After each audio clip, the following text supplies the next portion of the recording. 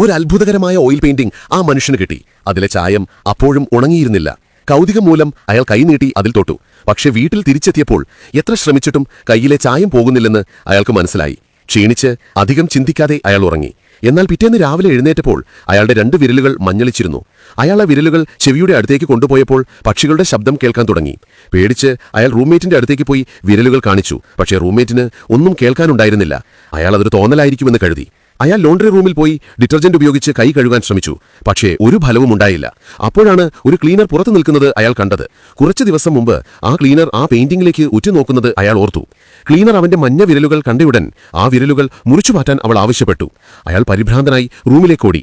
Roommate ഇപ്പോഴും അയാളെ വിശ്വസിച്ചിരുന്നില്ല. എന്നാൽ അടുത്ത ദിവസം അയാളുടെ കൈ മുഴുവനും മഞ്ഞളിച്ചു കഴിഞ്ഞിരുന്നു. ഇപ്പോൾ പക്ഷികളുടെ ശബ്ദം കൂടുതൽ ഉച്ചത്തിൽ കേൾക്കാൻ തുടങ്ങി. ഭയം കാരണം അയാൾ ഒരു കത്തിയെടുത്ത് കൈ മുറിക്കാൻ ശ്രമിച്ചു. പക്ഷേ ധൈര്യം വന്നില്ല. ദേഷ്യത്തോടെ അയാൾ ആ ക്ലീനറോട് വഴക്കിടാൻ ചെന്നു. ക്ലീനർ പറഞ്ഞു, 20 വർഷം മുമ്പ് അവൾ ഈ പെയിന്റിംഗ് കണ്ടിരുന്നു. അപ്പോഴും അതിലെ ചായം നനവുള്ളതായിരുന്നു. അവൾ അതിൽ തൊടുകയും കുറച്ച് പെയിന്റ് തന്റെ സഹോദരിയുടെ മുഖത്ത് തേക്കുകയും ചെയ്തിരുന്നു. ഈ പെയിന്റ് ഒരിക്കലും പോകില്ലെന്ന് അവർക്ക് പിന്നീട് മനസ്സിലായി. ഇത് മനസ്സിലാക്കിയപ്പോൾ അവൾക്ക് തന്റെ കൈ മുറിച്ചു മാറ്റേണ്ടി വന്നു. എന്നാൽ മുഖം മഞ്ഞളിച്ചു തുടങ്ങിയ അവളുടെ സഹോദരി പതിയെ പതിയെ അപ്രത്യക്ഷയായി. കുറച്ച് ദിവസങ്ങൾക്ക് ശേഷം ആ പെയിന്റിങ്ങിനുള്ളിൽ അവൾ തന്റെ സഹോദരിയെ വീണ്ടും കണ്ടു. ഇപ്പോൾ ആ മനുഷ്യൻ ആ പെയിന്റിംഗ് നശിപ്പിക്കാൻ ആഗ്രഹിച്ചു.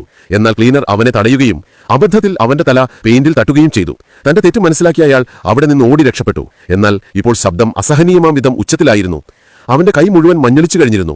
അവന്റെ ചുറ്റുമുള്ള എല്ലാ വസ്തുക്കളും ഇപ്പോൾ ആ പെയിന്റിംഗ് പോലെ കാണപ്പെടാൻ തുടങ്ങി. പെട്ടെന്ന് അയാൾ ക്ലീനറുടെ സഹോദരിയെ കണ്ടു. അയാൾ അവളെ പിന്തുടർന്നു. പക്ഷേ അവൾ വീണ്ടും അപ്രത്യക്ഷയായി. വീണ്ടും ആ ഉച്ചത്തിലുള്ള ശബ്ദം തിരികെ വന്നു.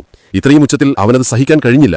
അവസാനം അയാൾ സ്വന്തം കൈ മുറിച്ചു മാറ്റി. അവന്റെ റൂംമേറ്റ് അവനെ തിരയുകയായിരുന്നു. അവനെ ഒരിടത്തും കണ്ടില്ല. അപ്പോഴാണ് അയാൾക്ക് പെട്ടെന്ന് ആ വിചിത്രമായ പെയിന്റിംഗ് കാണുന്നത്. ആ പെയിന്റിങ്ങിനുള്ളിൽ ഒരു മനുഷ്യനുണ്ടായിരുന്നു.